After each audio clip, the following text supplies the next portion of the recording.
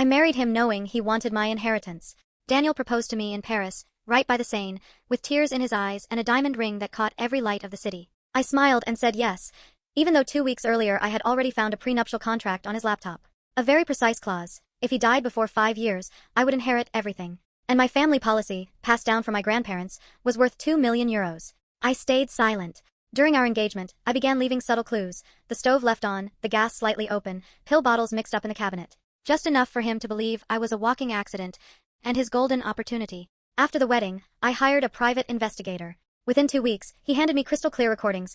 Daniel in a quiet cafe, meeting with his lover and plotting a romantic sailing trip that, in his own words, would end with a tragic accident at sea. I was the first one to step onto that boat, dressed in white and smiling calmly.